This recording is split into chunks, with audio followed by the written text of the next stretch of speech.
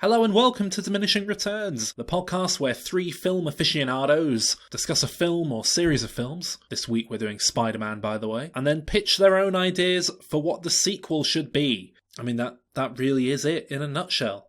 Do be aware that this week's episode contains considerable spoilers for Spider-Man, Spider-Man 2, Spider-Man 3, The Amazing Spider-Man, and The Amazing Spider-Man 2. Enjoy!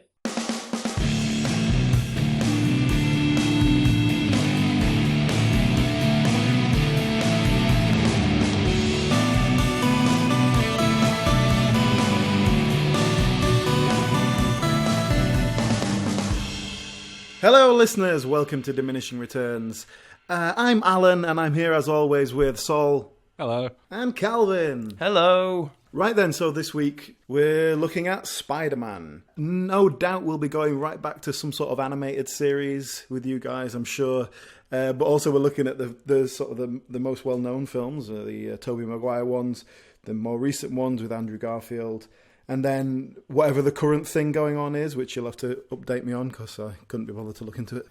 So can I make a guess early on? Okay. You certainly can. Alan's going to be really interested in how Spider-Man works as a metaphor for puberty, and his pitch is going to be built around that. Well, we'll see. Spider-Man then. Alan, you just alluded to the comics and the cartoons and stuff. I don't really know much about them. Certainly the old cartoons and things. If anyone's going to know about those, it'll be Calvin. He used to watch Fox Kids or whatever with the X-Men. Yeah, not in like 1978. I don't want that. You know, there were 90s Spider-Man cartoons. Oh, there as well. were. Yes, I remember those, but I didn't care for them very much. I'm going to put my cards on the table right now and say that I'm not a huge superhero fan outside of X-Men and Batman, really. Anyway, but Spider-Man is one that I've just never really liked or identified with or cared about, but he's actually a really big deal, isn't he? Like, I forget how. Yeah, he's one of the A-list superheroes, and he kind of always has been. He's not like Iron Man, who had to be forcibly shoved into our consciousness. Yeah. A few years ago. Yeah. Which is why, because he's one of the ones that existed back in the 70s, from what I understand. Yeah, there was a TV show and there was an animated show, which is spawned many a popular meme these days. Yeah, I think his comic launched in the 60s even. It might be even in the 50s, but he was a big deal in the 60s, certainly. I mean, it makes sense. Like, it makes sense why this character is so big, considering he is a teenager, he's in high school, he's a nerdy character with superhero powers. He's not like some rich bloke who lives isolated on top of a hill, or an alien who's crashed on Earth. I think I said that in one of my notes somewhere. There's like, it's really playing to its demographic here, isn't it? It's like, slightly dorky 17-year-old boys. Yeah, no, exactly. I really like Spider-Man. I feel like a lot of the initial love I had for the character has faded away now because of what's, fatigue with reboots and things. But on paper, I think he's a pretty great character. He is quite different from what you get with most superheroes. Yeah, I really like them, and when the superhero boom was taking off, I was really on board with Spider-Man. Absolutely, I was way more into Spider-Man than X-Men and things like that. So I'm very much the Spider fan here, I think. And some surprises I saw. Well, we do also have to add here for any new listeners that Saul is very much a Sam Raimi fanboy. So that's going to play into this episode a lot. Yes, I mean, I like Spider-Man in theory. I like the kind of story behind it and the character and all that. Not to go too far into it yet, but yeah, I also suffered fatigue from watching the same film 5 times. Yeah. But generally, I think it's good, but I guess it was a breakthrough for superhero films in general. I mean, it was that and X-Men and when was Blade, that kind of period of the reinvention of superhero films. Yeah, totally. I'd say X-Men was very much the film that launched the modern superhero genre, and Spider-Man is very much the film that cemented that and made it more than just a flash in the pan. Yeah. I mean, more than anything else, it made a huge amount of money. didn't it? Which from a studio point of view, that validates it, whether people like it or not.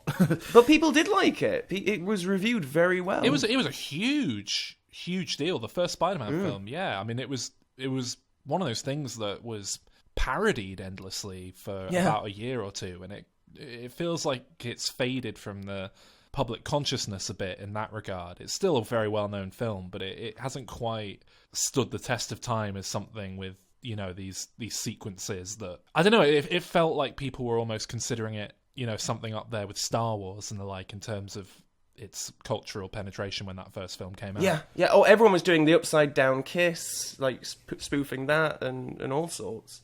I really like Sam Raimi. I really like Spider-Man. I really like Sam Raimi's Spider-Man. Not massively surprising, I'm sure. I think the first film's great. One of the big things I want to really praise is the cast of these films. Oh! And the casting. And I'm sure we'll get into this a bit further on, because a lot of people like to complain about Tobey Maguire and Kirsten Dunst, sorry. It really struck me watching these films again that, like, every little character in these films is some sort of interesting face or an actor who's subsequently gone on to become a huge star. I mean, fucking Octavia Spencer is the girl who checks him into the wrestling match at the start. To be fair, even before this, she was in Big Mama's House, so... Yeah. And after this, she was in Halloween 2. But anyway, it's just... Cliff Robertson as Ben Parker is wonderful. Rosemary Harris as Aunt May. Of course, Bruce Campbell. I'm a big fan of him as the wrestling announcer. Of course, yes. You've got Elizabeth Banks as the receptionist before she'd really become a huge deal. Betty Brant, she's called, that character. Macy Gray for some reason, and J.K. Simmons, who is like such a perfect bit of casting that they didn't even bother putting him in the reboot because they knew they couldn't even touch that performance. I really couldn't disagree more on the cast. I think this is apart from J.K. Simmons, who is brilliant. I don't think you could have assembled a more bland bunch of people for these parts. I hate Tobey Maguire. I hate Kirsten Dunst. I'm fairly indifferent about those two. I think they do I did think they do a good job with the roles and selling what they're given, but it really, Willem Dafoe as the Green Goblin is phenomenal. Do you not think I he think is that makes brilliant perfect in this sense. film? Yeah. He's fine. And James Franco, again, before he was like a deal. I just think every little role in these films is... And it goes beyond that. It's like the guy who plays his landlord in the second film. He's a real, like... He's just some jobbing actor. He's not a well-known guy, but he's such a perfect, interesting face that they've clearly put a lot of thought and effort into getting, like, every little role. I don't know, like, it's just such a beige cast for me. There's no one here that I'm excited about, apart from J.K. Simmons. Basically, my feelings are that the Amazing Spider-Man films, they just put big, well-known actors in all the roles. And as a result of that, you've got Andrew Garfield and Emma Stone, who are undeniably brilliant in those roles and are better than Tobey Maguire and Kirsten Dunst. But then you've got just, like... some random kid from Mad Men thrown in as Harry Osborn, some other random name. There are all these like big names being thrown around. BJ Novak is some random guy. The casting is just really like, what big name can we get? And all the small roles are just generic, just generic bit part players. Whereas I really feel like Sam Raimi's films feel like he's put so much time and effort into finding just these interesting people. And I listened to the commentary on these films as well.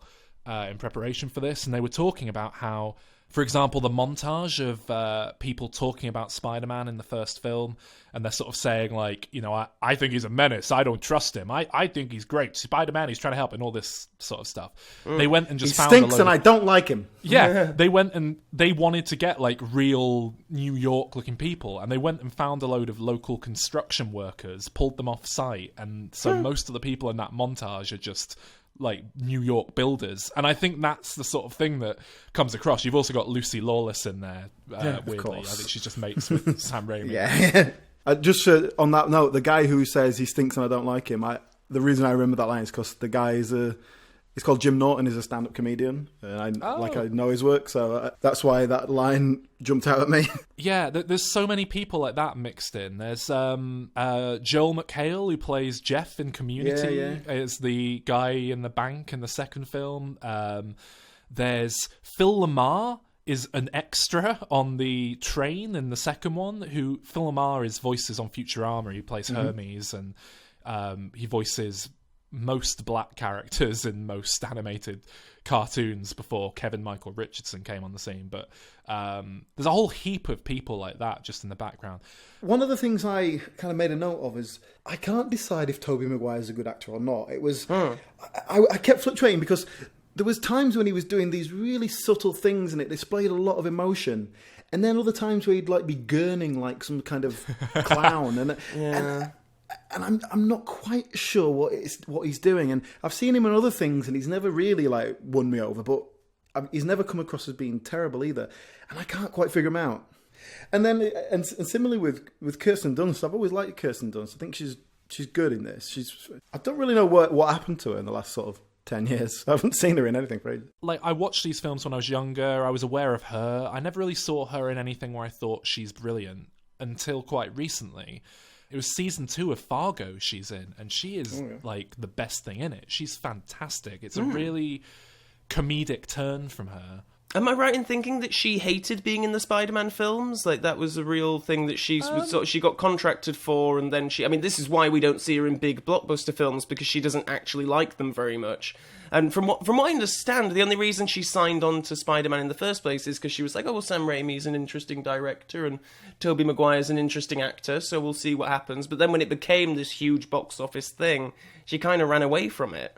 I don't know, she dyed her hair for the third film, having only worn a wig for the previous 2, so it certainly doesn't sound like she was turning away from it whilst it was happening. Yeah. And listening, she's on all the commentaries that I've listened to, and obviously they're not going to put out a commentary where the actors are complaining and saying this was awful, but she was very enthusiastic. She was on the first one, and Tobey Maguire wasn't even on that one. And every opportunity she had, like, I must admit, she did do a lot of like pointing out continuity errors and things that didn't make sense in the films. But she's also constantly saying like, "I love this so much. Sam Raimi's so brilliant. He's such a great director," and all this sort of stuff. So, but she's made interesting choices in the sense of like she did with Sofia Coppola. She did Marie Antoinette. She did the Lars von Trier film about depression. Oh yeah, I forgot about that. Melancholia. So, yeah. You know, like that's kind of interesting choices. Obviously, someone who's trying to do things a little bit differently, I would say. Yeah. But going back to the films, and especially the first film, like I think what you were saying about the cast, Sol, and about the interesting sort of supporting characters, and they went and just got some construction men from New York because they needed construction men from New York.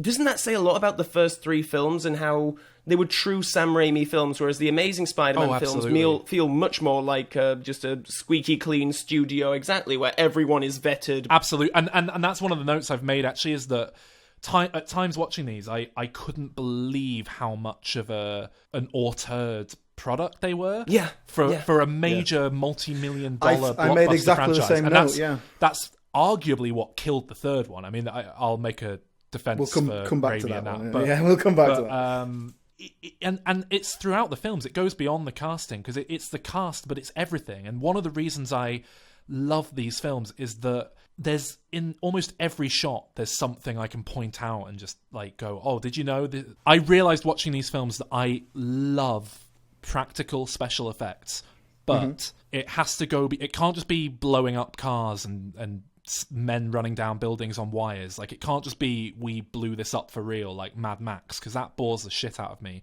What I find interesting is practical special effects where they're like problem solving, and these films are full of it. There's a scene early on where you see a POV shot, and Tobey Maguire's Spider-Man doesn't need his glasses anymore because his eyes are fixed, because he's got superpowers and they fixed his eyes.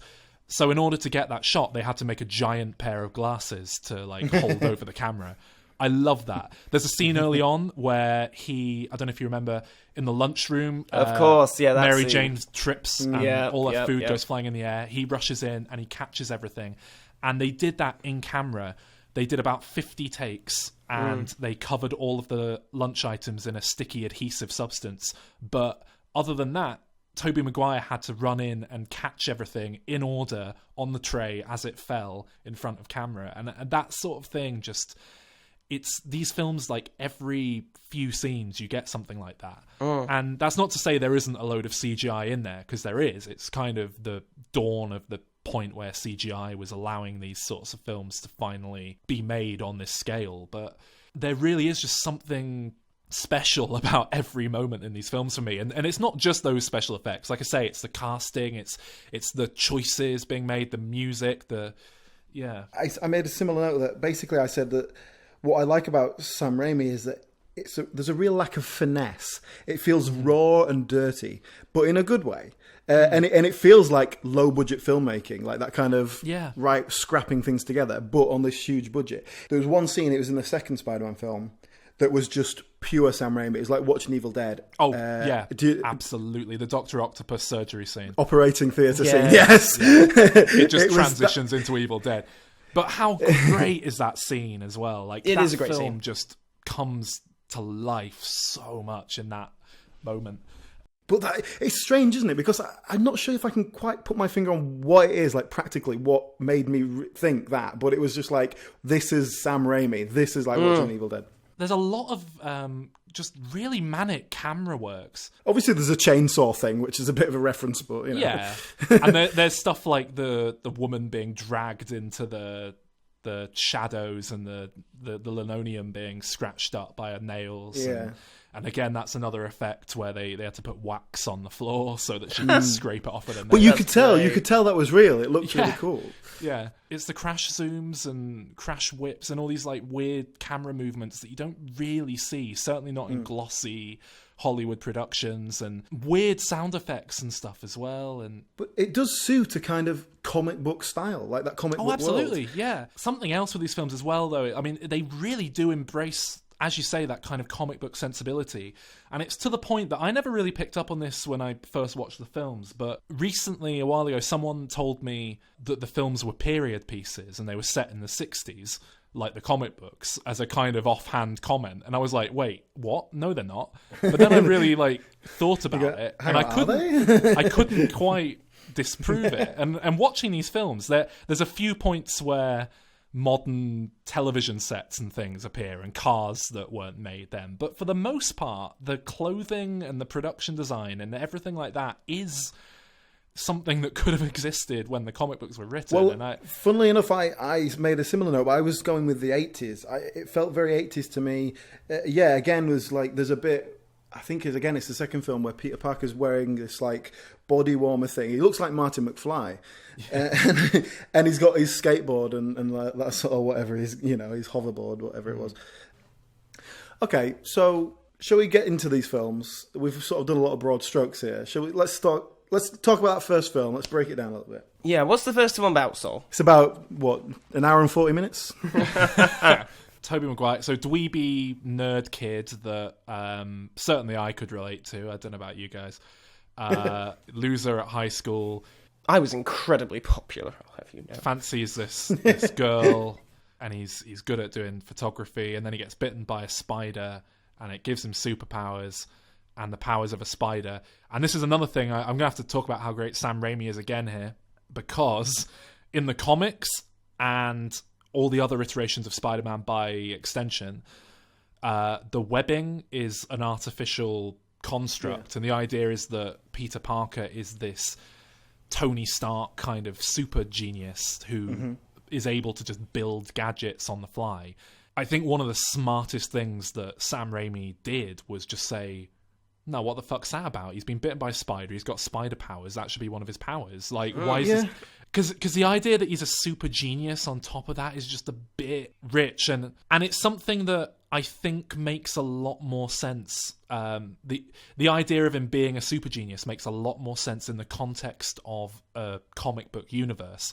So I think the upcoming Spider-Man film in the Marvel Cinematic Universe, where Tony Stark's even in the film, will make sense, because there's loads of characters there who are just super intelligent, and there's all sorts of crazy gadgets and things. It's not quite as difficult to swallow, the idea. But these films and the Amazing Spider-Man films are largely meant to be set in reality for the most part, and this extraordinary thing happens to an ordinary guy. And I think if he was, if we're meant to expect that he's also just gone out and built this incredible bit of technology that like the military would, spend millions on, this high school kid, it's ridiculous. And I think that sort of streamlining that Sam Raimi does, that just cuts to the important things and what you're there to see, is just another example of why he's so great.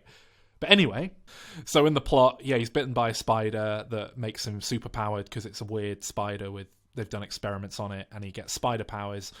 He becomes a superhero, and there's a bad guy who has got some different superpowers, and they have a fight.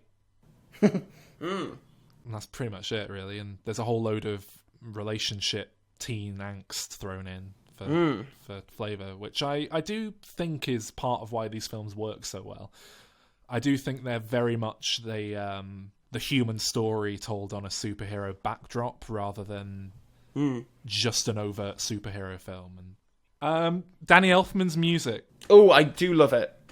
It's brilliant. It's very Danny Elfman.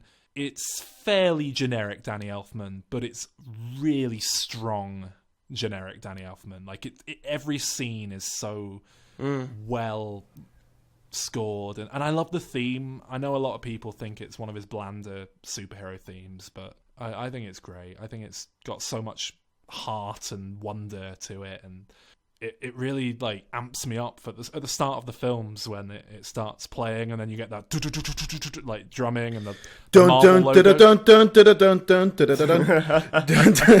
That's right. Oh, that's the theme from Lion King 2, isn't it? Oh yeah, sorry. They made the Marvel logo for this film. Yeah. That's in front of all those Marvel really? films. Yeah. But Raimi and Danny Elfman actually did properly fall out on the second film, didn't they? They did, yeah. I don't know if it was the second one or the third one, because it was the third film that he didn't do. I think it was the second one, because from what I heard, Sam Raimi was like, he'd put some temporary music on the soundtrack, which was from Hellraiser, I think. Yeah, and he got like too in love with it, and and he was like, "Can you make it sound like that? Make it sound like that?" And Danny Elfman was like, "Oh, you fucking like that sound so much. Why don't you just go and hire that guy?" And so he did. Yeah. And Yeah. I think I'm not sure if he's credited or not, but it's what's the guy's name? Is it Christopher Young? Because he did the third one. It is him. Yeah, because he did Hellraiser. They fell out, and they've since patched things up and worked together on things like Oz the Great and Powerful and stuff like that, which is the same thing that happened between Danny Elfman and Tim Burton at some point. So I do get the impression that he's a bit of a volatile guy, perhaps.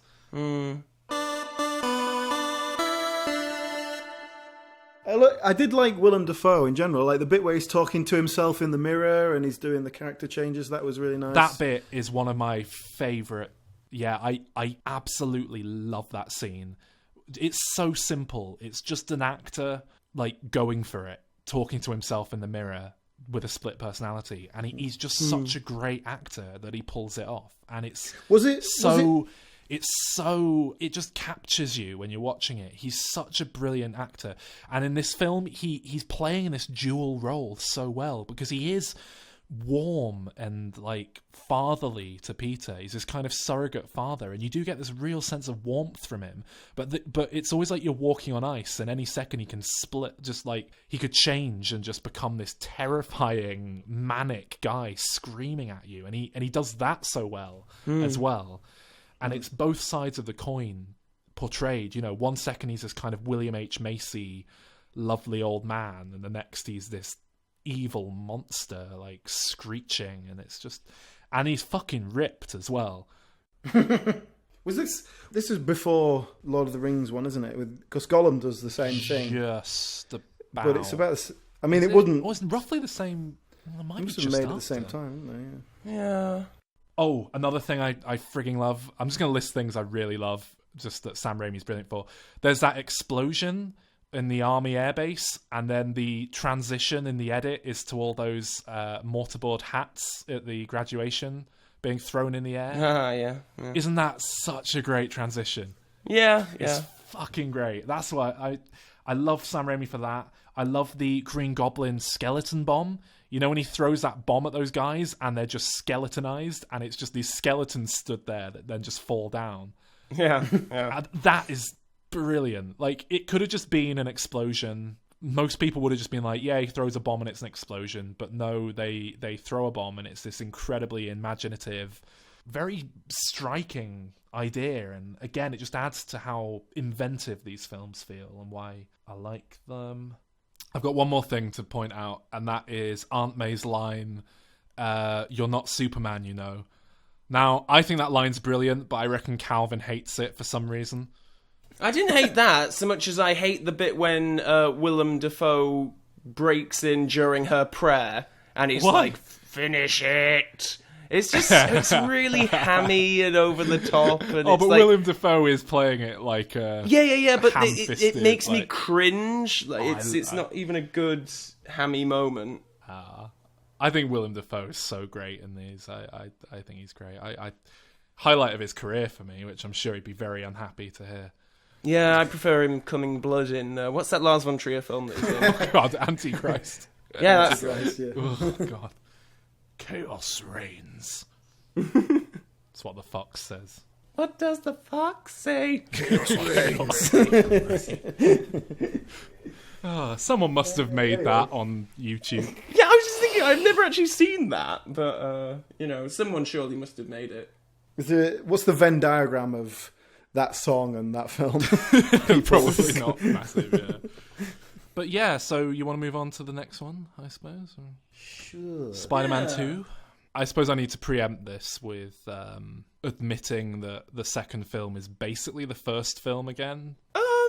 Mad scientist, Yeah, I mean, it didn't do accidentally but Frankenstein's himself, and his hubris kind of turns him into a villain, but he's kind of a conflicted good guy with like this weird split personality thing going on. And well, it's like a lot of superhero films. A lot of sequels basically just do the same thing but change up some of the elements. It didn't bother me. But I think the reason it gets away with it, because I love Spider-Man 2. I think it's better than the first one. I think it's fantastic.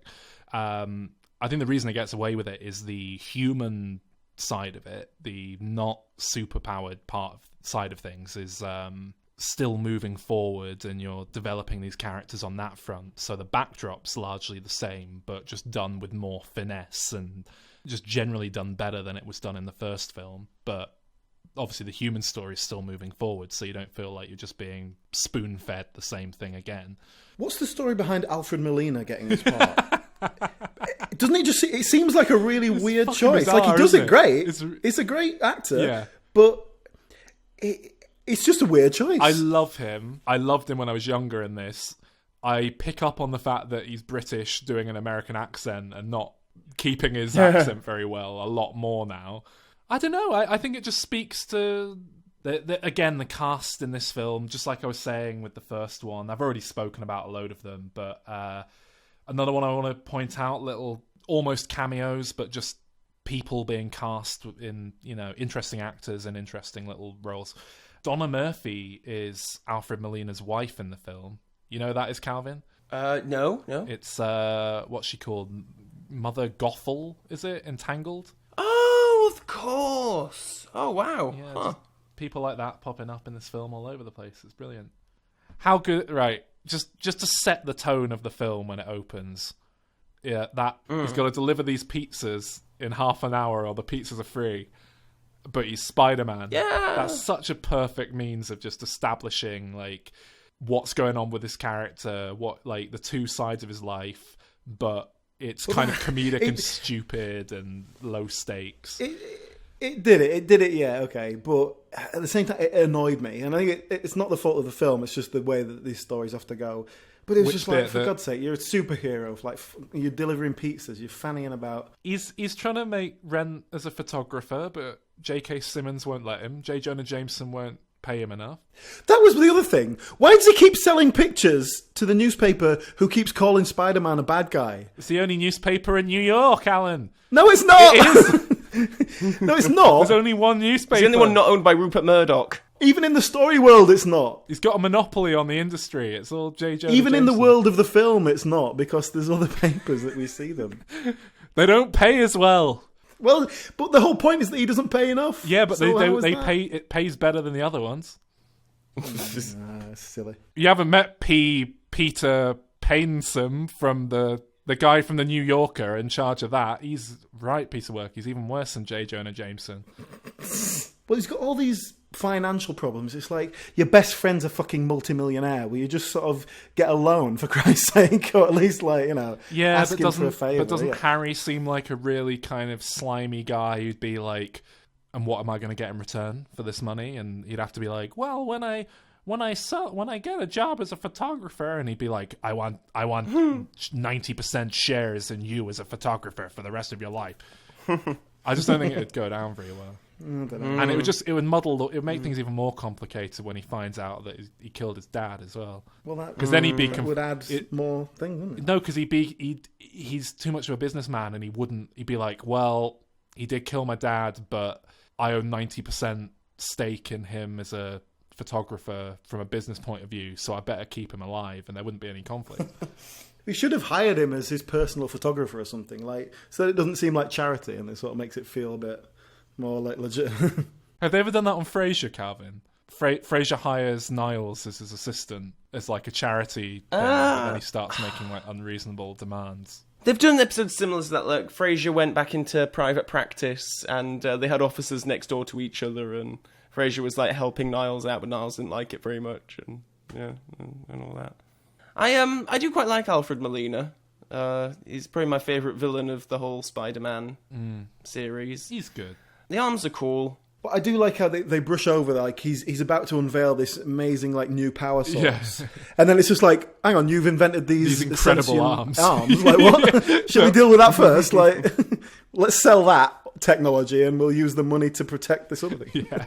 Yeah, that is silly. I'll give you that. They're a perfect example of why the way these films really, like, embrace practical effects as much as possible, like, within reason, and just how much it adds to it, because most of what you see with those tentacles is like puppeting, like work, puppeteering. They're puppets with people off screen moving them round, and I think it really, you could definitely tell the difference, like when it lights a cigar in his mouth or whatever it is. Like, you can tell that it's practical effect. You can feel it, that it's real. And I think Raimi was instructing the puppeteers to kind of give the tentacles like characters, essentially, and I do think you do get a sense of like personality from them that I don't think would come across if it was just CGI tentacles the whole way. Dylan Baker as Dr. Connors. Oh, I feel so bad for him. I was going to say, don't you feel really awful? I feel so bad watching him in these films, because that poor guy. Yeah. Hang on, what?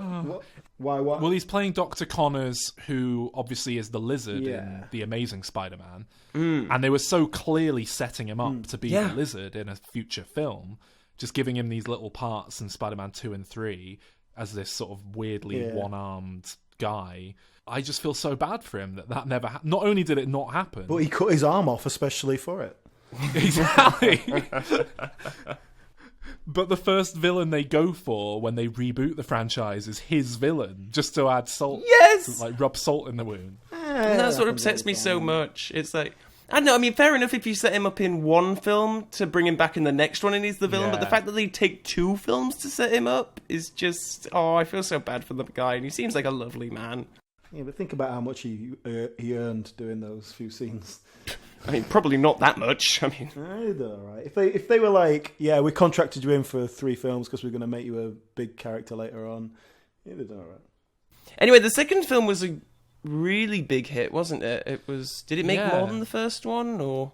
I believe it almost certainly did, but I mean, beyond that, it was critically very well received, and it really, I don't know if it kind of started the idea, but certainly cemented the idea for a while that the second in a superhero franchise was always the best film. I think X-Men 2 was part of that, and Spider-Man 2, and The Dark Knight as well. And it certainly was this rule of thumb for a while. It's kind of been ruined with more recent sequels, but there's a lot of great set pieces in it. That bit on the train and the bit with the sun thing, and it's all good. Yeah, I love the action. I just didn't love the bit where all the New Yorkers on the train are like, "We're gonna keep your secret, Spider-Man." You know, I really like that. And watching it again, I really love how sincere and earnest these films are. I think I'm too cynical. Well, this is something that Wonder Woman is currently being like praised to high hell for. People are going out of their way to go on about how refreshing it is to have a film that's sincere and hopeful and like wears its heart on its sleeve. And these films were doing it 10 years ago. Like, it's just that DC's come along and poisoned the well and made it so you can't do that anymore, and everything has to be sarcastic. And you know that bit at the end when Dr. Octopus drowns and you see him floating in the water? Mm-hmm. Yes. That shot is entirely CGI. Really? Yeah. Huh. Isn't that remarkable for a film from 2004? To have like a full human being like on screen and a load of other stuff 100% CGI generated. Every time I watch that scene, I'm like blown away by it. When you know it's CGI generated, you can kind of see, but it's still damned impressive. Well, yeah, I didn't know. I mean, obviously there's some special effects at work, but I didn't think it was entirely... Didn't it strike you, watching again, that the end of this film would now take place during the end credits, if this had been made today? Which the very end where... When Harry Osborn is in his house and then he hears his dad and smashes a window and his dad's avenge me! Yeah. And then, you're right, yeah. I mean, I love that. It's such a great... It gets you pumped for the next one. I remember there was like real speculation at the time as to whether or not he was actually going to pick up the mantle of his father, or if they were going to play it like he, doesn't want anything to do with his father, because now it's explained what happened the first time round and all that sort of thing. And there was one little detail. I remember someone picked up on this online back in like 2005 or something and was saying, if you watch the wedding scene at the end, Harry Osborn's wearing a green bow tie. And everyone was saying like, fuck off, nerd, green, so what? And it's like, that obviously is a very conscious like bit of direction on the part of like the costume designer and Sam Raimi. Like, that's obviously intentional. Did you take it personally when they told you to fuck off? But yeah, that's it. I love the second one. All right, things are going to get interesting now. Spider-Man 3. It was my favourite of the original Sam Raimi films when I first saw it at the cinema, and it still is. What? I think it's the funnest. Okay. It's the funniest. It's. I don't care if it's like. A lot of people say that it's bad. I don't think it's bad. I just think they're having more fun with it than the previous ones, and I wanted to go last because I was going to come out swinging, like coming to bat for this film, because I think it's one of the most unfairly picked on, thrown under the bus films. It's really not that bad. I wouldn't even say it's bad. It's messy, and I do think it's the weakest of the three substantially, but I don't think it's bad. Well, I agree with Calvin that it feels like they're having fun with it, and I liked elements of that. But there's too much of the rest of the film that just doesn't work. And so, yeah, it was definitely the weakest of the three for me. I would love to see this film in an alternate reality where Sony weren't quite so, like, shitty. I'm sure you guys are vaguely aware of the behind-the-scenes issues with these films and stuff. Yeah, there's a lot of... from what I understand, Venom was forced into this film by executives. Yeah. Yeah, so, I mean, essentially, Sam Raimi doesn't like Venom, has no interest in him. Venom is a much more recent addition to the Spider-Man universe than the... Like, Raimi came to the character as a fan in the, like, comic books from, I suppose, when he was younger, so, like, the 60s, 70s, 80s. And Venom, I believe, was a much more recent addition. I'm going to assume he was introduced in, like, the 80s, maybe even the 90s. So he just didn't really have any resonance for Raimi. So he had no interest in doing him. Raimi wanted to do Sandman, so he did Sandman. Avi Arad, producer, and other people put massive amounts of pressure on Raimi to include Venom because the fans love Venom, and he's a real like popular character, and they knew it would shift toys and things. Venom was basically forced into the film. On top of that, they set the release dates for these films like 2 years in advance. They're like, this film's coming out on the 12th of June 2 years from now or whatever. You know what I mean? They set a specific day. And it became very clear during production that like they could really do with a bit more time to figure out what was a very complicated plot with loads of shit going on at once. But they just kind of pressed ahead with the deadlines and everything. And so I think it's a solidly entertaining film. It's just very messy and all over the place and busy, and there's a lot of very contrived elements in the writing that I can't really defend on any level. I also think that I've spoken about the cast in the first two films, how much I love them. That's kind of gone in this one. I don't get a sense of all the smaller roles being filled with like fun, exciting little bit players anymore. Thomas Hayden... No, what's his name, the guy who played... Thomas Hayden Church, the Sandman. No, Topher Grace. Played Topher Grace. Awful Sandman Topher Grace, as he's known. Yeah, he's just like... He's just not great. Like, Thomas Hayden Church was alright. I think he's worked with Sam Raimi before. And I think I like him. But it feels like... And obviously this is what you've just said, but there was far too much going on here. Too many characters. If you'd taken Venom out of it and given Sandman more time, I think that could have worked, because I don't think that worked. I actually think Venom is probably a better villain, because in the sense that where you see the dark side of Peter Parker and all that, that works much better from emotional conflict. When he gets taken over by Venom, Black Pete, basically, Emo Pete, easily my favourite bit of the entire franchise. Oh, when he's doing the strut walk and they're just totally playing it for laughs, and it's so funny. One of the main reasons people don't like this film is that sequence. They do not like emo Peter Parker. They don't like that dark Peter Parker is a dweeb. But that is true to the character. Peter Parker's dark side shouldn't be like some murderous evil thing. It should be a dickhead. It's a dork who's suddenly got confidence. And I think that's clear in the film, but I think a lot of people watching it just laugh at it rather than with it.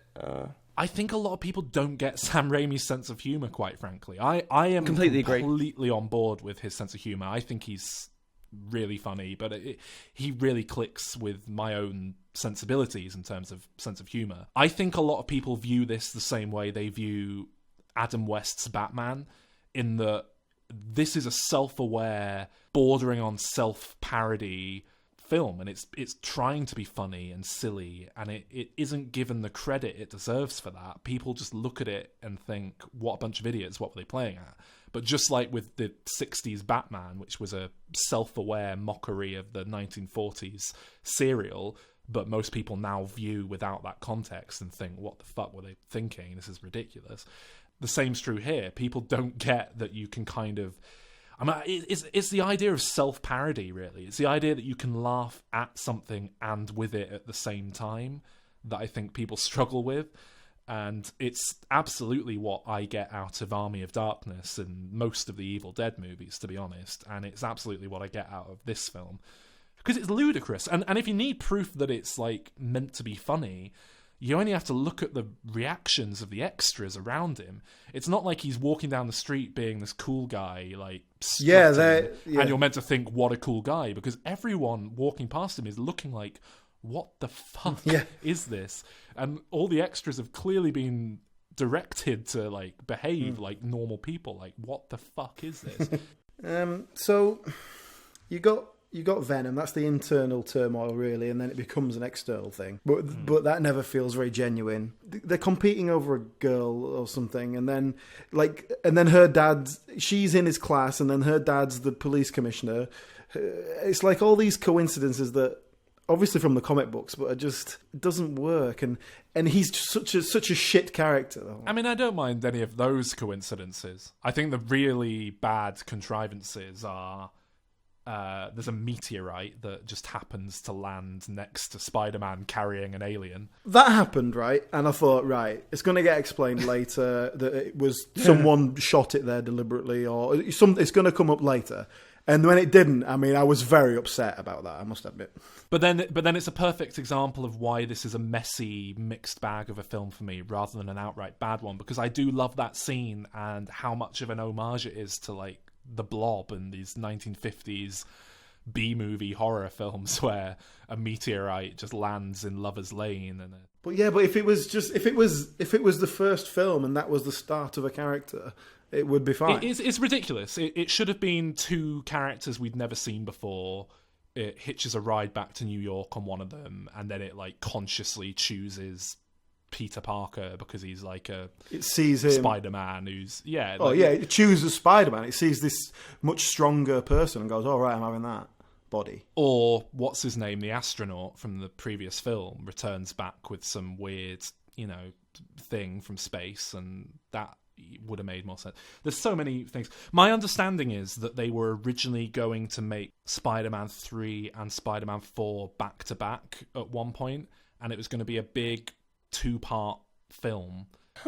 And the reason they didn't do that is because when they were writing it, Sam Raimi basically felt that he couldn't find an adequate place to be the end of part 1, start of part 2 in a way that would feel like 2 satisfying movies, so they ended up just making one long film. And whilst I'm glad he didn't just put out part 1 of a thing and it just didn't end and what have you, because I don't like that. I do think it's kind of a shame they didn't work on making 3 and 4 work as part of a bigger whole like that, because it needs more time spent on explaining things and making it all work and make sense. And there's only one thing better than a snooty French maitre d', and that's a snooty French maitre d' played by Bruce Campbell. I've been saving this, but I mean, I've got to say, I love him in these films altogether. I like to think that it's one character he's playing, like the same in the franchise, and he's gone from job to job. And now he's pretending to be putting on a French accent to get the job. Because the character's clearly not meant to be French. He has the line where just for no reason he goes, "I am French," out of nowhere. But yeah, I mean I just wanted to take this film discussion into some very Alan-y territory now. Because this film raises some very interesting ideas about the soul and the nature of human existence. Because Sandman is like, he's a load of sand, right? Yeah. So, but then he goes into like dormant sand lying around, and he like gains control of it. So what is Sandman? Is he like one sentient grain of sand that has the ability to control sand around him? If so, which one? How does that work? Or is he just like a consciousness that can float around but possess bits of sand? Like, or is it just sand? Can he possess rock? You can occasionally take control of large bodies of sand. Yeah, like how big do the grains get before he's not got enough power to pull them together, I guess is... Yeah. I looked into this because I was getting confused by it, and apparently in the comic books he is indeed... one sentient grain of sand. Oh, really? because there's an issue where apparently he's trying to get into the Sahara Desert to like become giant and massive or something, and Peter Parker stops him and isolates the grain of sand that is conscious and then interrogates it, tortures it to get information. So I need to read that. I haven't read it yet, but sounds very interesting. I never liked that Sandman can like colour himself in. Did that bother you? What, in his clothes and stuff like that? Yeah, why can he forms stuff out of sand, all right, and then like the sand turns whatever colour he wants it to turn? Yeah. Well, we'll come back to this with Electro in a bit, so... You know that bit when James Franco's housekeeper shows up and explains everything? Oh, yeah. That was weird casting as well, because it felt like didn't feel like that was an actor, did it? That seems to be one of Sam Raimi's like mates that he puts in all his films. Yeah. I think they worked with each other on I'm not sure what film it was, but he put him in one of his earlier films, and he's basically put him in every film he's made since in a small role. It was and weird. That guy in Spider-Man 3 is only that guy in Spider-Man 3 because he was playing the guy in the previous 2 films where he only had like one line. There's a new edit of this film that's been released and then yanked very briefly at the time of recording. Yeah, I was going to ask you about that. What is that? I don't know. They're cut, calling it the editor's cut. There's already like Spider-Man 2.1 and stuff like that on DVD. These weird like re-edits of the film. But my understanding is it's just re-edited, and it's got some footage that's not in the original film, but the running time is lower overall. I don't know if Sam Raimi went back and was involved, or if they did it without him, or what. But one thing I do know is apparently one of the things that's come out as a result of it is apparently that scene with the housekeeper was originally intended to be taking place entirely within James Franco's head, which explains why it's so contrived and stupid. And for whatever reason, like along the way in the edit, they just like made it be real, which is weird. But yeah, apparently, actually, Sam Raimi, when he makes a film, he gets 2 editors to make a rough cut initially, independently of each other. And then he watches both versions like back to back and kind of merges the two, like the best bits from each cut into one cut. It's cool, that, isn't it? How do the money men feel about that?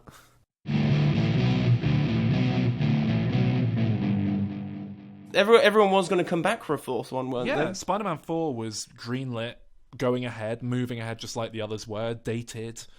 And then they just turned around out of the blue and were like, we're not doing it, we're rebooting Spider-Man. And it basically, Sam Raimi was well aware of the 3rd film not being up to par and the problems with it. And he basically kept saying with the 4th one, look, like this needs to be done properly if we're going to do it. It needs to be an apology for the 3rd film. It needs to make up for what went wrong there. Well, no, I thought he was going to he's going to double down, go full Raimi on it. Well, he was to an extent, because he was adamant that the villain should be the Vulture, but the producers don't like that because the Vulture's a boring old man who can fly. The Vulture is actually the villain they're doing in the upcoming Spider-Man Homecoming film, so obviously Marvel played by Michael Keaton. Yeah, they got completely like deep into pre-production. I think the film got delayed once or twice, slightly, because Sam Raimi needed more time to work it out, make sure it was going to work, and eventually he just...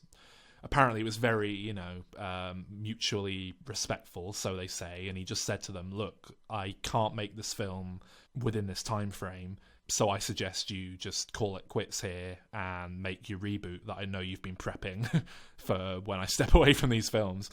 And they were like, yeah, we'll do that then. Well, that was the thing, like, I remember it came about super quickly that, like, as it was, like, literally Sam Raimi was out, and then the next day it was like, well, that's fine, because we're rebooting it anyway, and we've got this director and this cast, and it was like... I think they announced the reboot with the news that he was stepping away from it. I think it was simultaneously announced, from what I remember. I might be misremembering, but yeah, it's bizarre, because, I mean, I stand by it. I think that was such a fucking stupid decision on Sony's part to reboot. Sam Raimi steps away from the film. You hire a new director. Tobey Maguire and everyone step away because they don't want to do it without Sam Raimi. You hire a new cast. You've got this world to play in. Let someone else play with it. You've got so much left to explore there. Don't just wipe the slate clean. And if you do reboot it, don't hard reboot it, soft reboot it. Don't just give us the same film again as Spider-Man 1. Give us a new adventure with the same characters. But am I right in thinking... differently.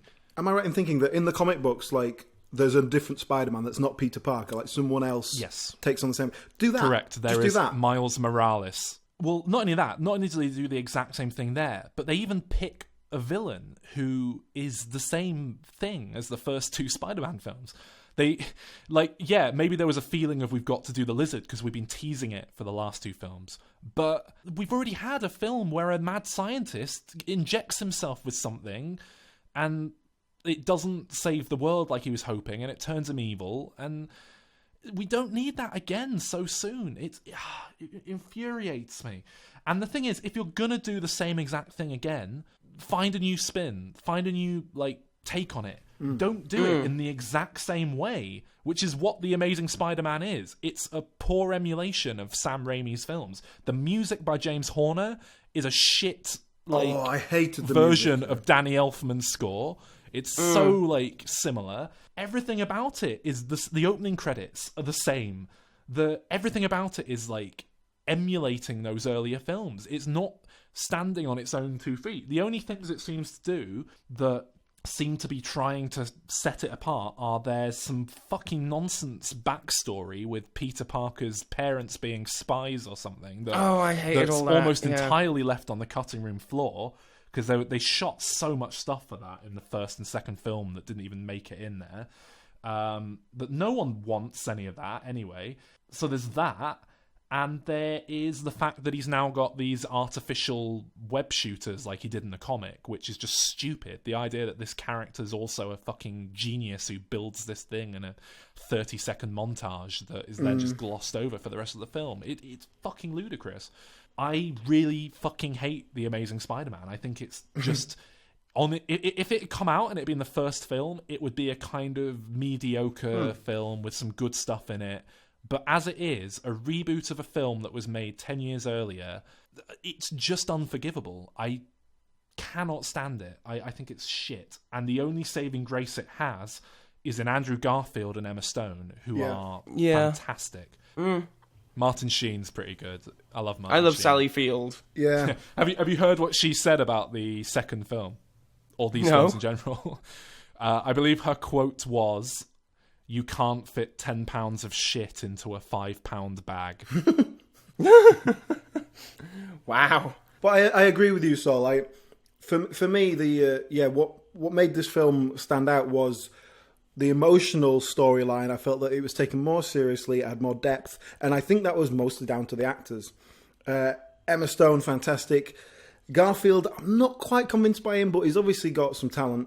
I don't know, what can you say? It's the same thing. And it's just, like I say, so much of it's emulating the earlier film. It's not even like going off on a tangent and doing it differently. You know, compare Batman Begins to Tim Burton's Batman. They are worlds apart.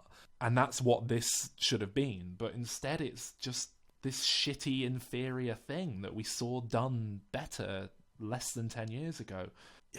It doesn't have that same sense of fun that Raimi brings to it. It feels like a studio product. And I know that was... part of the idea. They hired Mark Webb fresh off of 500 Days of Summer, so his only experience is on a relatively small rom-com. They hired him knowing they were going to get a director they could control and tell exactly what to do, the studio execs, and wouldn't be getting in the way like Raimi was doing. I'll say as well, in terms of casting, it's only these lead actors that do it for me. Everyone else, I think, is inferior to Raimi's films. Rhys Ifan is a great charismatic actor, and in this, he's just there's nothing there, is there? He's not given anything to do. They've dressed him up like Stephen Merchant, and he's like, he brings nothing to it. Dennis Leary's no James Cromwell, even though James Cromwell didn't have anything to do in his film. He still brought more to it than Dennis Leary. He can do that one bit, can't he? But there's no depth. When he has a death scene and he's like, leave my daughter out of it because you're going to get her killed. She does, by the way. There's no power behind that, is there? There's no emotional force behind it because it's Dennis Leary. It's like you need... Isn't it weird to think, Alan, that there's a parallel universe somewhere where Bill Hicks didn't die and he was like taking on shit roles in superhero movies as romantic interest dance and stuff. You just can't see that, can you? I liked. There was a little moments I liked. There's the scene in the car with the boy where he has to rescue him. That is a standout sequence that works really well. And generally, with this incarnation of the character, they seem to try and make him more like a human side, where he talks to people and the kids, particularly. And they do a great job. That seemed a very conscious effort, and that was one of the few things they changed. And it's just he goes wrestling again in this film. For fuck's sake, like they even have a scene where Rhys Ifans is like arguing with himself in the mirror, and all it does is highlights how much how less good this is than the first time we saw it, because Willem Dafoe was phenomenal at that.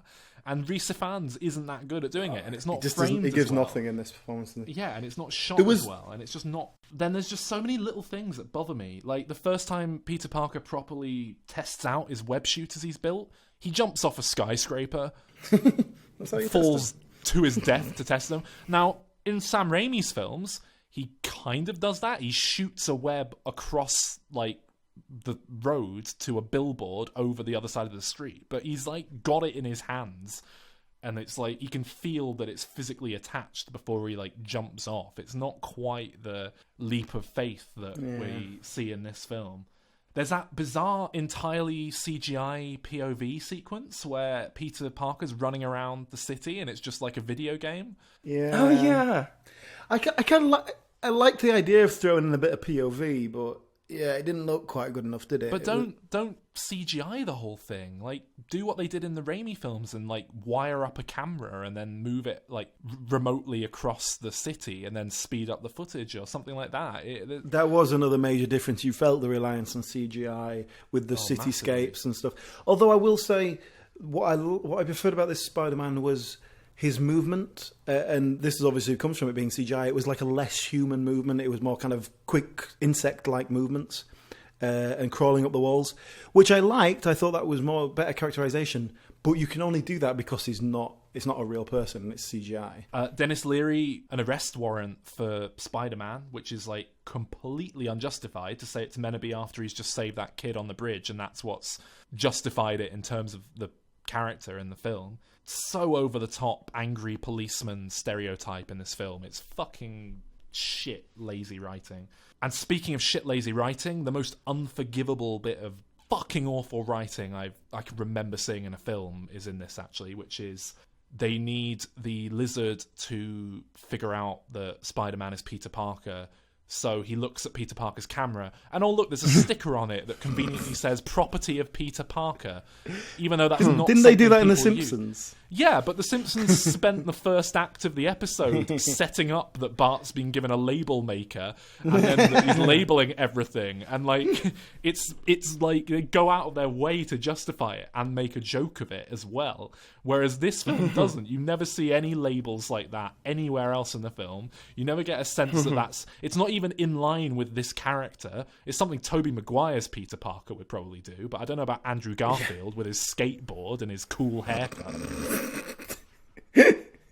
And when you consider all they had to do is have him look through the camera and see a photograph that like confirms that it's him or something like that, just unforgivably bad writing. And then there's all this, after the film ends, there's like 15 minutes of extra stuff with like Peter Parker and Gwen just being like, oh, you come into my dad's funeral in the rain with black umbrellas. I'll leave you to it.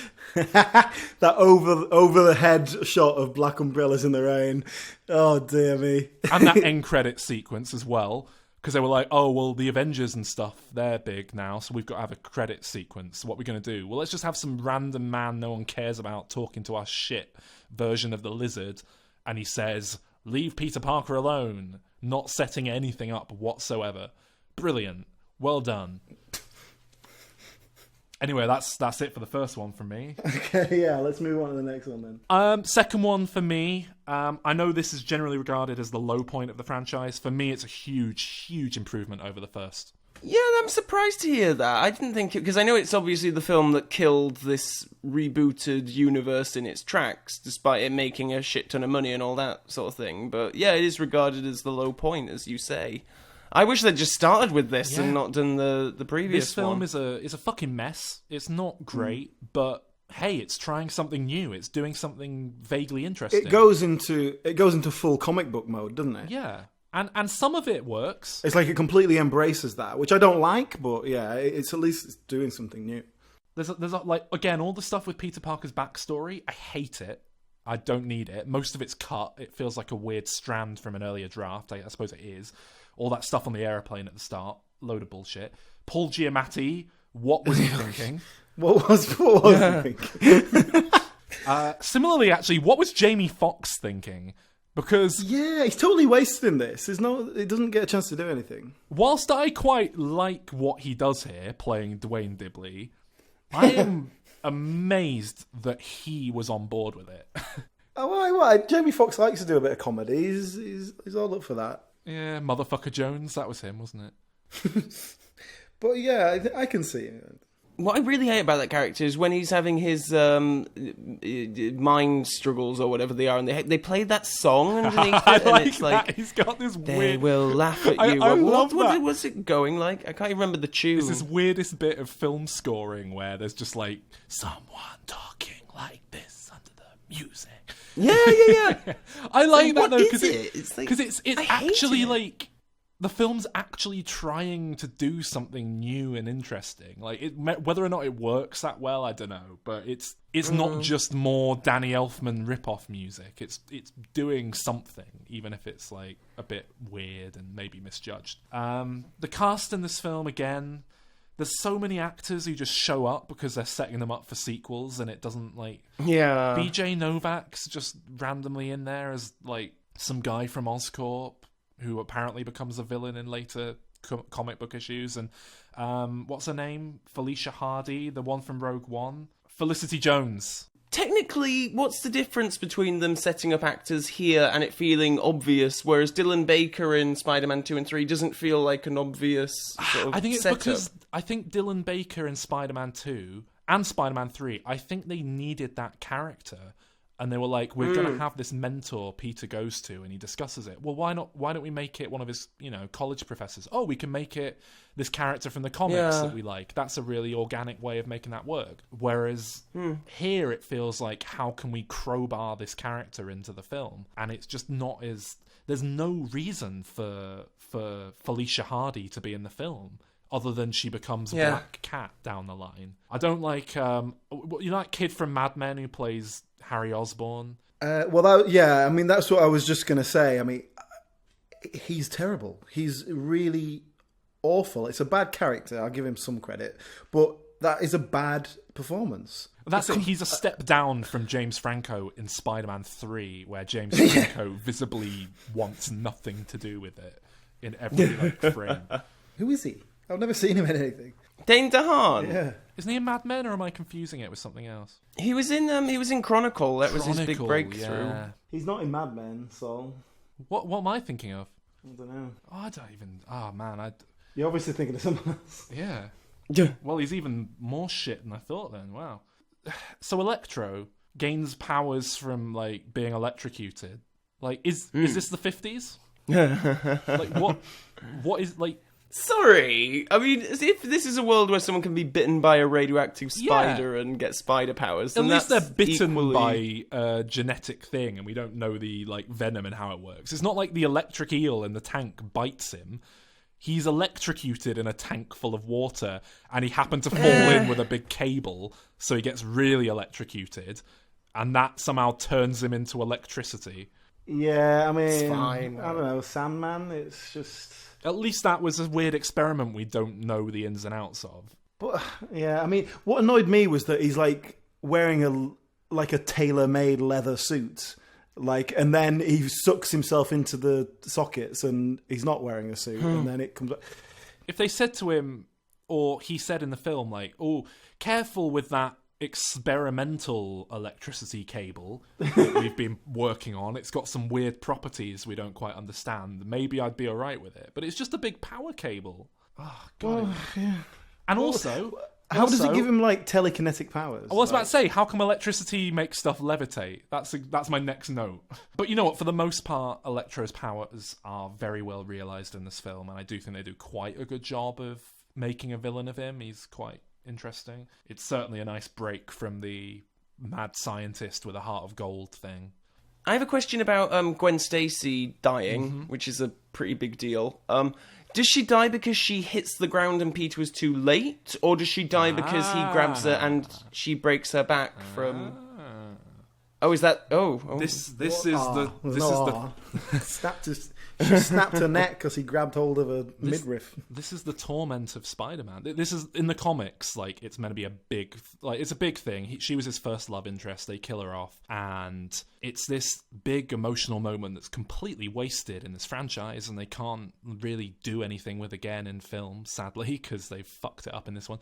But in the comic books, the big thing that weighs on Peter Parker and makes him all angsty is that he doesn't know if the fall killed her or if it was his webbing that he was trying to save her with. That it doesn't matter.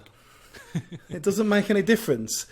She's there because No, in the because comic books, I don't know. It might well make more sense, but yeah, in the context of this film, you are absolutely correct. It's redundant and a moot point. And when her dad said, "Please leave her out of it because you're going to bring danger onto it," and he says, "Do you know what? I can't have people near me because if people find out who I am, they're going to attack those who are near me." And he's right, and so it's his fault. He should feel emotional responsibility for that, and you can that should be part of the conflict of the character, like Uncle Ben, because ultimately you can say, "Okay, it's not my fault that bad thing happened, but I feel emotionally responsible." Yeah, then they realised that they'd made a big mess of everything and no one liked the film, and they made a deal with Marvel that no one anticipated happening, but makes so much sense. Yeah, it's quite extraordinary, isn't it? It really is. Like, this sort of corporate...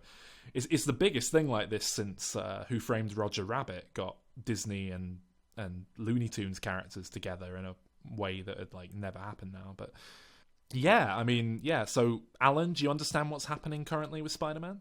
They're tying it into the Avengers somehow. I've seen the trailer for the film, but yeah.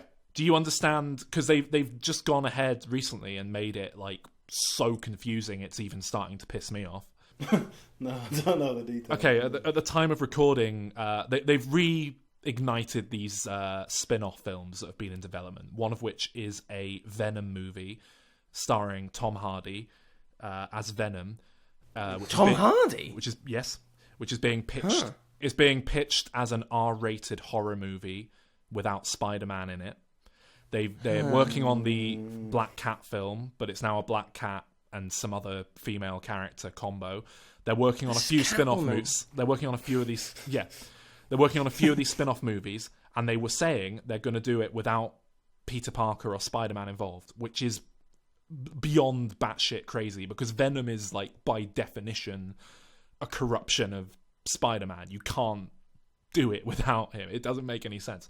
But Marvel are doing their thing with Spider-Man's involvement. Sony are making these Spider-Man films with Marvel's involvement, and they're kind of sharing the property and working together to make this stuff work. Now, at the press conference, or one of the press junkets for the new Spider-Man film, Spider-Man Homecoming, Amy Pascal, one of the execs at Sony, and Kevin Feige, whatever he's called, were sat down together, and they were talking about these spin-offs, and she just starts talking about the Venom movies and saying, well, they're kind of set in the same world, they're kind of adjacent, you never know, maybe Tom Holland will show up as Spider-Man in them. And Kevin Feige's face is amazing, because it's the first he's heard of it, that's what you can tell, and he's just like, what? And it seems like going forward, the universes are going to be a Venn diagram with all of the Marvel Cinematic Universe films in one circle, all of the Spider-Man universe films in one circle, and then a little sliver where they overlap in the middle with the Spider-Man standalone movie, Homecoming, the 2 sequels they're contracted to make for that, and Civil War, and I suppose the upcoming Avengers with Spider-Man in it. So there's going to be the most complex, convoluted, awkward continuity. Your average moviegoer is not going to understand what the hell is going on. I really hope they kind of make a deal so that they can just bring these other spin-off films into the universe and then have Marvel working on them so they're not shit, because I don't trust Sony to do them on their own terms. Where do we? How far down this road do we get before the backlash, where people just we're sick of the universe stuff? Can we just? I think we're already into it. I mean, I'm well into it, but I was never. I don't see myself as a good barometer of the public at large. So I don't know. I generally, they're all very well reviewed and all that kind of thing. To be honest, I think Spider-Man Homecoming could be the turning point. Have you seen the poster? It's Iron Man and Robert Downey Jr. is even more prominent on it than Peter Parker. I think the trailer looks great fun. I'm too much Tony Stark. I'm I want Tony, but that's what's going to set this apart from the previous fucking 5 Spider-Man films, is that this is the one with Tony Stark in it. And also, have you guys seen Captain America Civil War? Oh, I've seen it. Spider-Man has a sizable role in that, and it's quite... Yeah, that's the movie he's introduced in. Yeah, it's quite a cool take on him, and I'm quite intrigued to see more of that Spider-Man, to be honest. I think it's different. But I haven't seen that film, so do I go and see this film? Will it make sense to me? Yeah. As Yeah, but at what point do you lose your mainstream audience where they go, oh God, I haven't seen the last 7 bits of this fucking franchise. I'm not going to bother. I don't think it ever matters, because I don't think you ever really need to know more than, like, a quick line of dialogue at the start. Again, I've said this before, but I know loads of people who went to see The Avengers who didn't watch any of the films before The Avengers and just enjoyed the spectacle. Or maybe they'd seen Iron Man and Iron Man 2. Well, no, that's what I mean. If it works, yeah.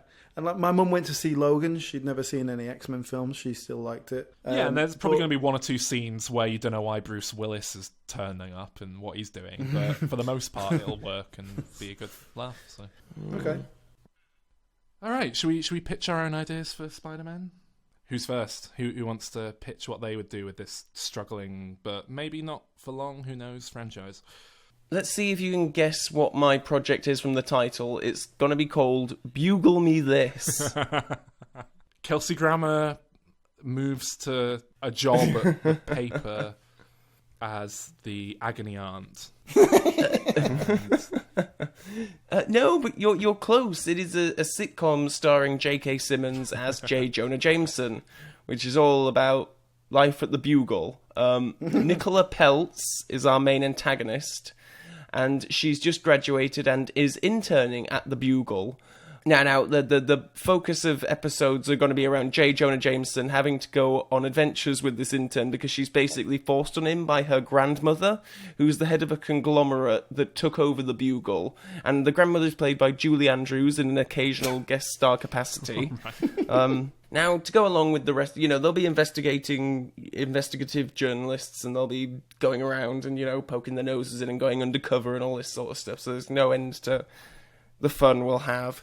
We can develop a love plot between Nicola Peltz and a young man who also works at the Bugle, but also working at the paper and part of the main cast. I want a sleazy but lovable celebrity gossip editor played by Bobby... Wanda Sykes. No, by Bobby Moynihan. Who? All right, yeah. Who is a cast member on Saturday Night Live. I've gone for, I think, achievable cast members here. And a roving reporter with no morals or scruples whatsoever, played by Jennifer Coolidge. The first season would end with the comedic Who Shot Julie Andrews cliffhanger, as there'd be a running plot thread throughout the show that someone was wanting to target Julie Andrews and take over the paper, and maybe they think it's J. Jonah Jameson himself, and...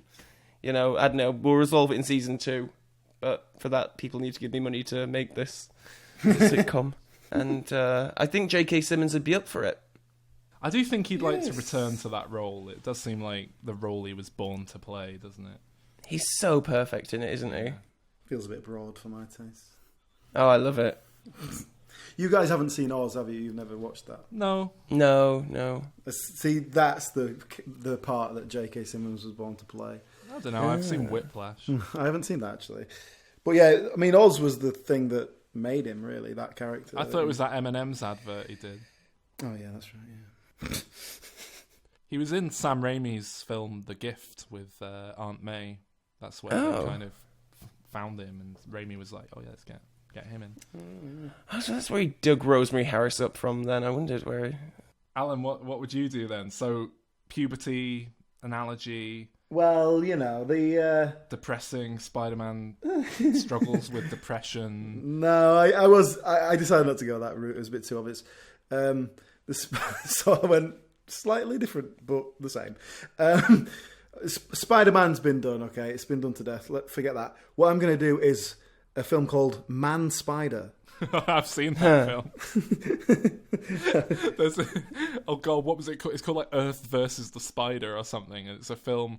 It was a TV movie. It was a remake of an old film, but it came out in the years after Spider-Man on Sci-Fi Channel or something. And it's about this guy who basically gets bitten by a spider and thinks he's going to take on superpowers, but he just transforms into a hideous mutant.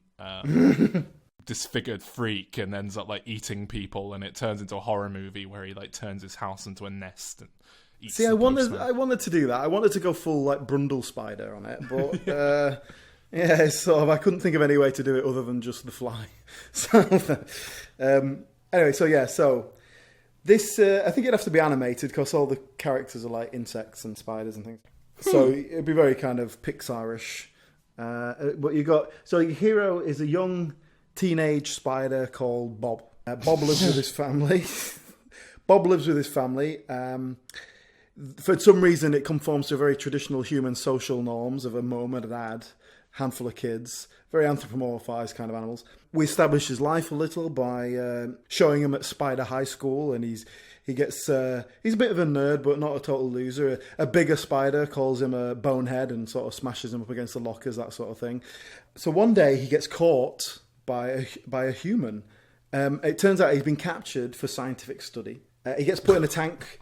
He gets put in a tank with these other spiders. This what? Yeah. He gets put in a tank with these other spiders, and that's like the kind of prison movie section of the film. So, at first he's nervous, he has to learn the ropes. He probably gets befriended by like an older, wiser spider who will, take him under his wing. Yeah. Probably not have too much sort of prison rape in there because it's for the kids. So it's probably going to be implied rather than shown. You're not going to have J.K. Simmons. Yeah, J.K. Simmons is the leader of the Aryans spiders, which he's very good at. So then he gets taken by the humans. They do some kind of experiment with him in which they diddle with his DNA. They give him some human DNA. This has an effect on him. He starts to take on certain human characteristics. Like he could start walking on two legs. Becomes very smart, like he's super smart, like a human kind of smart. I don't know, other human characteristics he might take on in some way that would still work as a spider. I don't know. Two eyes. What do humans do? We've got opposable thumbs. Yeah, there you go. An opposable an opposable thumb. That'll be good, yeah. So with his new skills, and now he can make tools and things, he manages to escape from the tank, but the human DNA has also made him more aggressive. We have sex for pleasure, so he starts doing that. Okay. The human DNA has also made him like more aggressive. He's really vengeful towards humans, what they've done to him. So in an act of fury, as soon as he escapes the tank, he sinks his teeth into the first human he finds, which just happens to be a young photographer doing a report for his school paper. But he immediately regrets it. He's realised he's taking out his anger on just some young innocent, just because this kid is a human, like he hadn't done anything. He realises that he's a racist man spider, or speciesist. Oh. What's more, he's a self-hating racist man spider, because he's part human, and he hates himself for it. But he's just upset, he's rueful, and so he decides he goes back to see his family and needs to get back to what he knows. But when he gets there, he realises how much he's changed. He can no longer communicate with his loved ones in the same way. He feels like too superior to them. He's changed so much, and they're stuck in this small world, this small web mentality that they have, and he feels like he's become something bigger. So he leaves. He's alone. He's confused.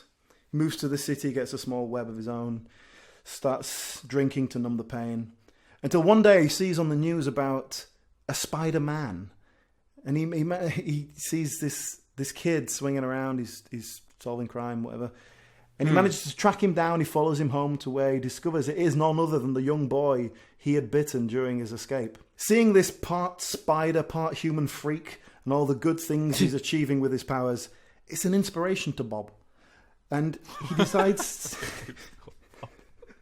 I think I'd forgotten as well by this point of I was writing it.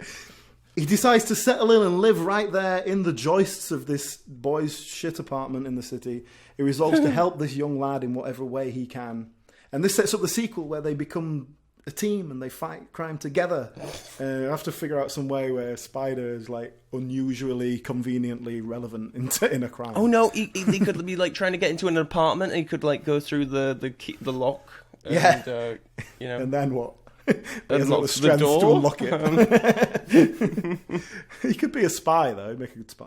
Anyway, so that was mine. It was I wanted to take that I wanted to have some sort of meaning, and like that it seemed the next logical step of like becoming an adolescent, taking responsibility. This is the next thing where you feel like you have to move on and sort of become someone else as you grow up. Yeah. There you go. Oh, lovely. But he's a spider. Do either of you want to guess what I've done? Because it's pretty obvious. Have you done the fourth Sam Raimi directed... The evil spider dead man? Yes. No. Oh, really? Oh, I thought you would have just done the fourth one starring John Malkovich as the Vulture. Bit of both. Oh, okay. So, Sam Raimi, everyone comes back. We digitally de-age the actors if we need to, because we're doing this. We're making Spider-Man 4. So we open with our Bruce Campbell cameo here, which is the one that was going to be included in Spider-Man 4. Actually, this has come out since. So Mysterio, Spider-Man villain, being brought into jail. One of those things where we didn't see the adventure. He's just, handing him over to the police. We can piece it together. Mysterio is played by Mr. Bruce Campbell. That was going to be his little cameo. And so, as Raimi was planning in Spider-Man 4, the villain was going to be the Vulture, but we won't be doing that because that's. Instead, we are going to follow Dr. Michael Morbius, PhD, MD. Michael what? Michael Morbius. Morbius. Is he morbidly obese? As in a Morbius. Morbius. Is this a real character? Or is it something? Yes. This is from the comics. Michael Morbius. We need to guess what his thing is. Well, it'll become apparent. Yeah, but I'm trying to get it from the name. Undertaker. Mike Morby. He's really morbid. Morbies. He's a beekeeper. I'm afraid he's very similar to 3 villains we've already had in the franchise, but whatever. He is a scientist. He's a mad scientist. Yeah. He's crazy. He's got a rare, fatal blood disease. Oh, and he's trying to find a cure. No time for human testing. Just inject me. Yep. That's how it plays originally, but we'll swap it round so it's like his daughter or something, so that he's sympathetic. And so he goes and gets a vampire bat, and he's doing these experiments with vampire bats and making like electricity into them and turning them into a cure, right? And he does that, and he like presses the wrong button, and he turns himself into a vampire by mistake. A pseudo vampire. Wait a minute, is this still a real character? Are you making this up now? He's a real guy. This is from the comic books. I'm going to explain this character in a bit of detail in a minute, all right? Okay. He now has to consume blood to survive. He has an aversion to light, and he is super strong, super fast, and he can fly somehow inexplicably. He also has healing powers, and he looks like a vampire a bit, complete with fangs and a flattened nose. And if he bites others, they take on his disease of vampirism in a sort of subdued, slavey kind of state. Here's your backstory about this guy. The Comics Code Authority from 1954. I don't know if you know about these guys. Vaguely, yeah. No? They formed as a means of self-regulating comic books to stop the government from stepping in and doing it. Because in the 50s, there was all this outcry from parents and stuff that horror comics were going to turn their kids into like satanic mental cases, and there was going to, like rock and roll and video games nowadays. There's always something. And it was comic books in the 50s. So they provided a code of ethics and standards. And this was at a point where Oklahoma and Houston had already banned crime and horror comics outright. So they needed to like do something to step in and make it all right. But yeah, the code itself outright banned a whole load of like stuff, including portrayals of policemen, judges, government officials, or respectful institutions in a way that created disrespect for authority. There was a requirement that good always triumph over evil. There was a restriction on weapons, so they were banned outright, which is why Batman has a no guns rule, for example. And there was also a blanket ban on werewolves, ghouls, zombies, and vampires. This basically killed off EC Comics, who made Tales from the Crypt, among others. William Gaines believed the ban on certain words in the title, such as horror and terror, to be aimed specifically at him and his company. Mad Magazine escaped because they converted officially from being a comic book to a magazine so that the code stopped applying to them. Anyway, what they did in the year 1971 was they updated the code to allow for vampires, ghouls, and werewolves, but not zombies, just to kind of relax it a bit and make it less overzealous. They had to be handled in the classic tradition, such as high-caliber works by Poe. So Marvel in the mid-70s introduced some Haitian supervillain, mind-controlled walking corpses called Zubembis. Oh, God. Good lord. And Dr. Morbius debuted in 1971 following the Comics Code Authority's ban on vampires being lifted. It was them going crazy because why not, you know? It was issue 101 of Spider-Man, actually, and the first issue written by someone other than Stan Lee, because Stan Lee was currently writing a movie that never got made. Anyway, back to my pitch. So at the start, Peter and Mary Jane, they're getting back on track, and he's trying to be Spider-Man, she's trying to be an actor, all that shit. And this is interspliced with Morbius' origin story. He's probably a professor, and Peter's probably writing a story on him or some nonsense like that. And anyway, they end up meeting, and they're a bit chummy, because it's exactly how these films work. Then Morbius goes crazy, there's some horror hijinks, and Spider-Man eventually intervenes after Morbius attacks Aunt May or something like that, bites her. So Spider-Man comes in, save the day, they all have a big fight, ending in a spooky showdown in the cemetery, and it ends with Morbius being impaled with a stake through the heart in a crypt. And Spider-Man leaves, but he doesn't realise that Morbius has healing powers, and that the magic vampire shit like that doesn't do anything to him because he's not a real vampire. He's just like a science experiment. So Morbius slowly comes back to life. Remember, this is all being directed by Sam Evil Dead Raimi. So he's going mad with this. Like, it's all like Evil Dead. It's brilliant. With that in mind, let's dial up the Evil Dead in this mother a little bit. Peter Parker takes Mary Jane and her sister's boyfriend and some random fifth wheel to a remote cabin in the woods just to get away from it all. He needs a break. Morbius believes he can use Spider-Man's DNA to cure himself or something, so he just needs some spider blood. It turns out that a load of his previous victims, including Aunt May, have become his vampire minions, which he didn't realise was going to happen. But it's happening. So now, Spidey and co are in a cabin in the woods, and then we basically get Evil Dead with a huge budget and Spider-Man as it fully embraces horror, and the vampires set upon the cabin. And I suppose it has to have limited gore because it's probably aiming for PG-13, but, you know, whatever. Morbius and cronies manage to kill all but Spidey and Mary Jane, who stumble upon a book that seems to inherently strike fear into the hearts of the vampires for some reason. And Peter starts reading from it as it seems to force them to back away. And using this, they're able to overpower the vampires and win the big fight. And they have to burn the cabin down and all that sort of stuff and walk home. Over the end credits, we see a series of scenes showing Ash from Evil Dead trying to re-assimilate himself after returning to the present after Army of Darkness. He moves to New York and gets a job as a loudmouth wrestling announcer. But the place gets shut down because it's a bit shady. He gets a job as an usher at a theatre, but he resents all the rich, like, snooty people coming in, so he's a dick whenever he gets a chance, and he ultimately gets fired. So then he affects an accent, grows a moustache, so he gets hired as a waiter at a fancy French restaurant. He takes the French act a bit too far, and guests start accusing him of racism and stuff, and he snaps. And then he's hired as a cleaner for the Osborn family, and stumbles on a whole load of Green Goblin tech, and becomes Mysterio, as we saw at the start of the film. But obviously that didn't work out, so now he's in jail annoyed.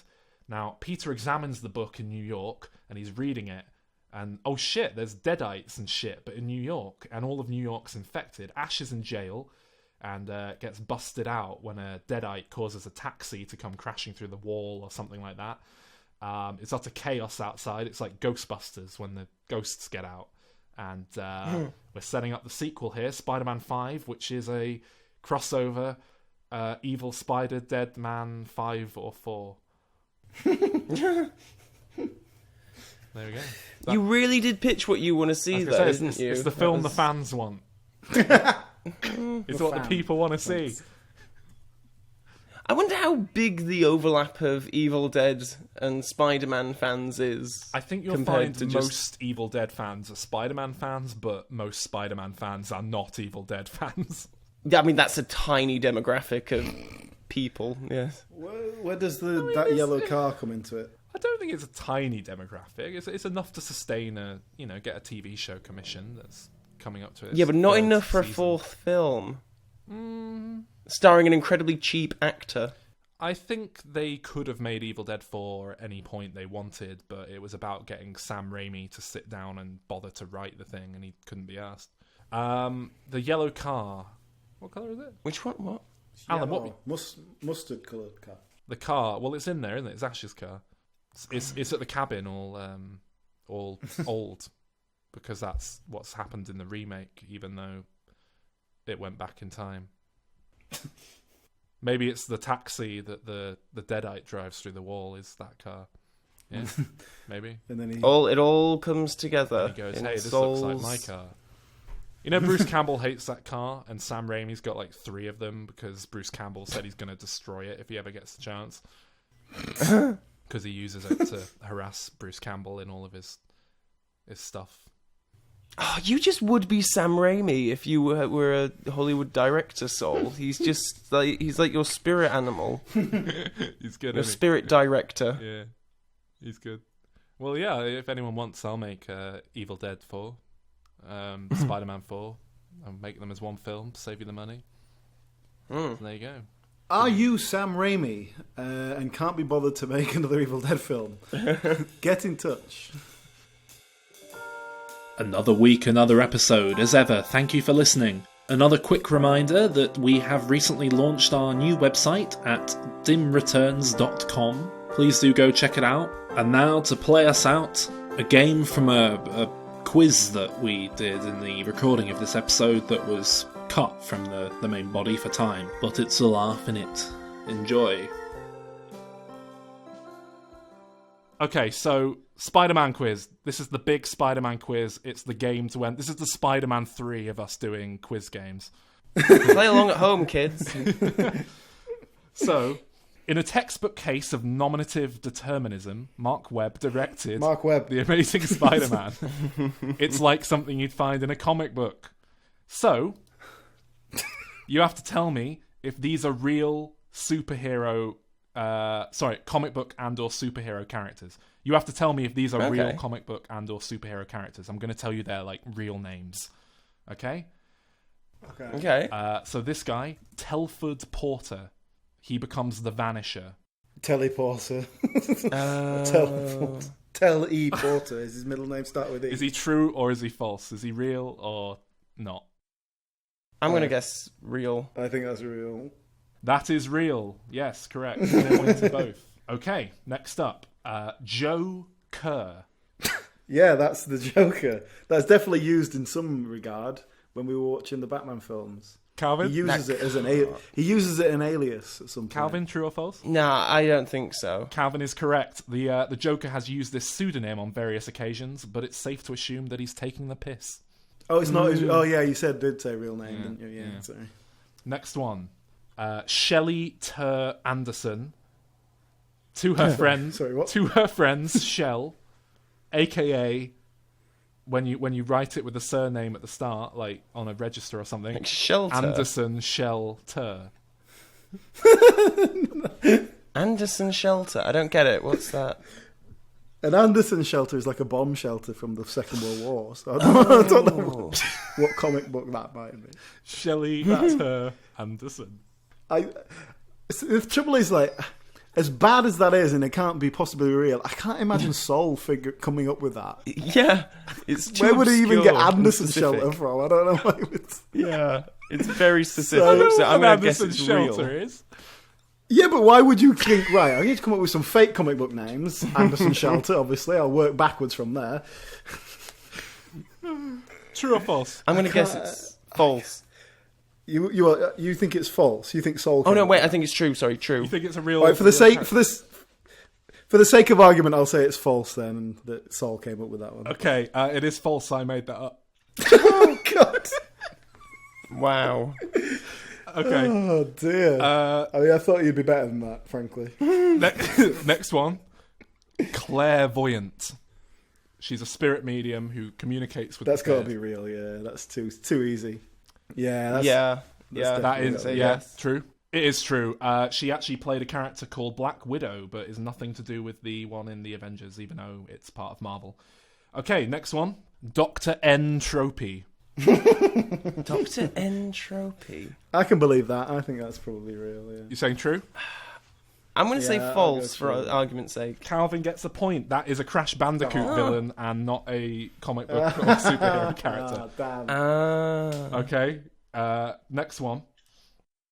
William A. Zard, the Wizard. Dear. Oh, God. I'm going to say true. I'll go false then, I suppose. It is true. He's a magician-looking motherfucker. That guy, William A. Zard. Brilliant. Now this is This is Calendar Man from Batman. Julian Gregory Day. I'm completely buying into that. Yeah. Yep. Yeah, I'm going to have to go true as well. It is true. This one. Okay, he's a superhero that is a guy who has died and then brought back to life with science, and is. Oh wait! He's called Res Erection. No, the name is Frank Einstein. Oh, God. True or false? I'm going to go false for this I'm one, going I think. false. I think that's from something else. I think that's a real character that someone came up with. But No, that it's is true, I'm afraid. The character's known as Madman. It's something published by Image Comics. Wow. Okay, next up. Cassandra Nova. Cassie Nova. Oh. It's like a female Lothario or something. She has telepathic powers. I'm going to go true. That's going to be true. Yeah, Cassandra is an oracle. That's the connection there. It is but true. She why is wouldn't it? an X-Men supervillain. Okay, next one. Hanover Fist. Oh! That's true. That's terrible. I believe it though. Yeah. Oh no, I've just questioned.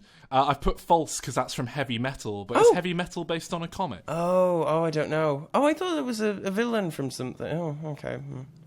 Okay, Sarah Bellum. Yeah, I'll go with that. Yeah, I think that's true. true. That sounds right up the comic book. Okay. mold. I don't know if I should give you a point or not for this. Sarah Bellum is the Mayor's aide in Powerpuff Girls, but that is a superhero work, so really that should be a point, shouldn't it? I said Yeah, comic book I or think so. superhero, so... Yeah. Okay, ready for this? Okay. Lopez Dispenser. God. Dear. Does this person have any powers? Does their head pop back really easily? They shoot Bricks bricks out of their mouth. I think you've made that up, Saul. I also think you should be ashamed of yourself. How could you tell? Okay. Next up. Alan Key. God. It seems so obvious that I It's think gotta be it's false. probably true. I think it's true. It's so easy. It is false. Calvin gets a point. I made that one up. Okay, two more. He's a mechanic. Okay. Ms. B. Haven. I think that was true. Yeah, I can go with that one. Yeah, That's true. that is true. That's Mr. Freeze's flirty assistant in Batman and Robin. Only in the movie, not from the comics. Okay, last one. Rick Hochet. Ricochet. Yeah, that's like old school. That's like a Western character, man. Ricochet. Yeah, true. Calvin? He's a false. gunslinger. It is true. He is from the Franco-Belgian comics that published Tintin and stuff like that. Ricochet has his own series. Calvin, I'll give you 10 points if you can tell me Spider-Pig as he appeared. Spider-Pig, not from The Simpsons, but the comic book rendition. What? Yes, Spider-Pig. Tell me his actual name or his Clement? superhero name, because it isn't Spider-Pig. It's something else. Clement Porcius P. Piggins. No, it's Spider-Ham, and his real name is Peter Porker. Oh, I should have I should known. have got that actually. Yeah, that's actually pretty good. But wait, there's more! To actually play us out, here is that inevitable Antichrist What Does the Fox Say mashup, as created by Bad Badgers. Once again, check out this episode's page on our website, dimreturns.com. We'll link to the video for this, among other things. Have a pleasant week. Ducks say quack, and fish go blub, and the seal goes ow, ow, ow. But there's one sound that no one knows. What does the fox say?